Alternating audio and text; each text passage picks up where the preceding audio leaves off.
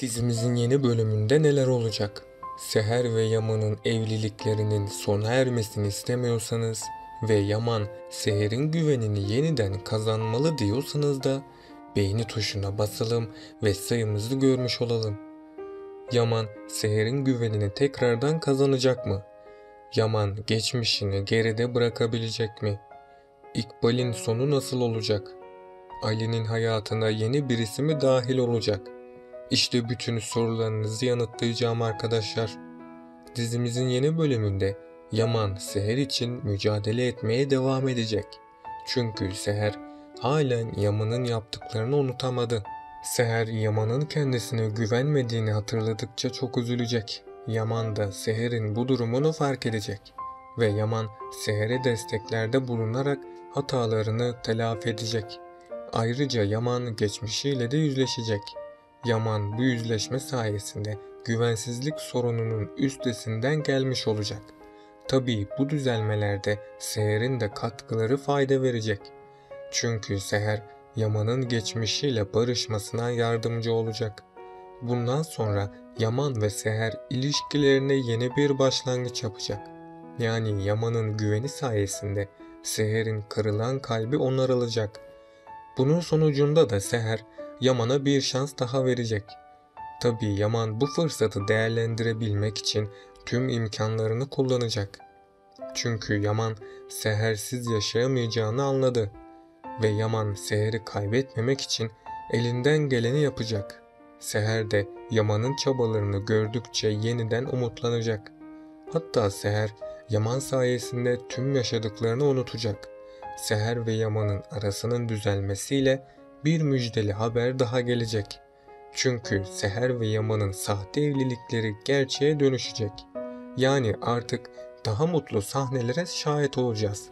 Bir yandan da mutlu gelişmeler yaşanırken diğer yandan kötülükler başlayacak.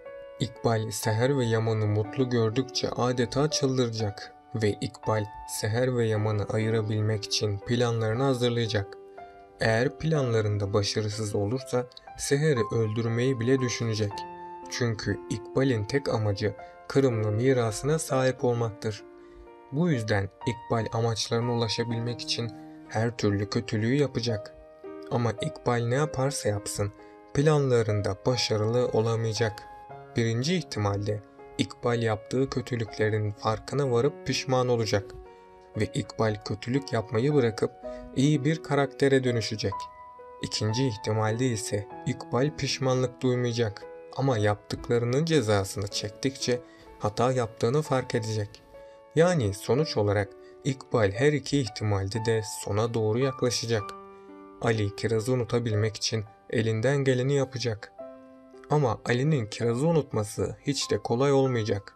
Çünkü Ali'nin aklına her defasında Kiraz gelecek ve Ali Kiraz'ı hatırladıkça geçmişini unutamayacak. Ali bir süreye kadar bu şekilde hayatına devam edecek. Ama tüm umutların tükendiği anda Ali'nin hayatına aniden yeni birisi girecek. Ali ilk başlarda bu kişiden etkilenmeyecek. Ama sonrasında bu kişiye bir şans verip hayatına yeniden bir başlangıç yapmış olacak. Peki sizce Yaman Seher'in güvenini kazanabilecek mi? Aşağıda yorumlarınızı bekliyorum. Önümüzdeki bölümde Yaman Seher ile birlikte hayatına yeni bir başlangıç yapacak. Çünkü Yaman Seher'den özür dileyerek doğru bir karar verdi. Seher de Yaman'ın geçmişine rağmen kendisinden özür dilemesinden çok etkilenecek ve Seher Yaman'a bir şans verecek. Ama Seher'in önünde bazı engeller de bulunmaktadır. Bu sorun Yaman'ın geçmişidir. Yaman geçmişte yaşadıklarını halen unutamadı. Hatta Yaman çok çabuk güvensizlik sorunu da yaşamakta. Bu yüzden Seher Yaman'ın bu sorununa çözüm bulamazsa aşkı zarar görecek. Yaman Seher'e güvenmezse bu defa Seher onu sonsuza kadar terk edecek.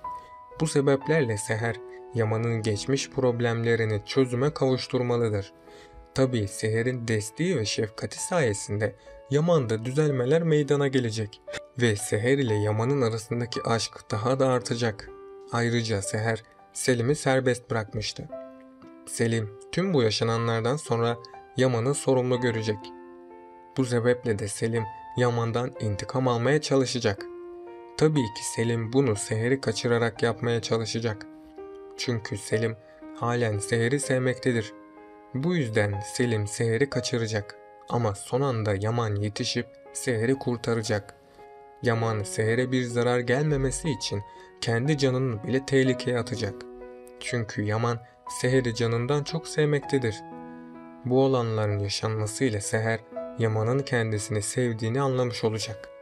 Ama Seher Yaman'a duygularını itiraf edemeyecek. Yaman da bir an önce Seher ile olan evliliğini gerçeğe dönüştürmek isteyecek. Bu sebeplerle Yaman Seher'e bir sürpriz yapacak ve Yaman tüm duygularını sonunda Seher'e açıklayacak. Seher de Yaman'ı sevdiği için buna çok sevinecek.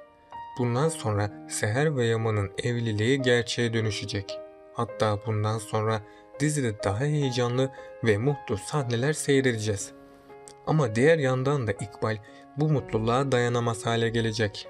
Çünkü İkbal Seher yüzünden tüm Kırımlı servetini kaçırdığını düşünecek. İkbal bunları düşündükçe iyice hırslanacak. İkbal'in hırsları elbette bir gün onun sonunu getirecek. Bu yüzden İkbal şimdilik kötü planlarına devam edecek. Ama hiç beklenmedik bir anda tüm gerçekler ortaya çıkacak. Ayrıca o zamana kadar İkbal tüm kötülüklerine devam edecek. İkbal ilk olarak yeniden Seher ve Yaman'ı ayırmayı isteyecek. Çünkü İkbal onları ayırırsa tüm hakimiyeti ele geçireceğini sanacak. Bu sebeple de İkbal adım adım planlarına ulaşmak için çaba gösterecek. Ama İkbal'in hesaba katmadığı iki şey bulunmaktadır. Birincisi Ziya'dır. Çünkü Ziya İkbal'in tüm kötülüklerinin farkında. Ama şimdilik Ziya bu gerçeği ortaya çıkarmayacak. Ziya'nın gerçekleri gizleme sebebi huzurlarının bozulmasını istememesidir. Yani Ziya bir süreye kadar bu gerçeği saklayacak. Ama sonrasında Ziya İkbal'in kötülüklerini daha da çok fark edecek.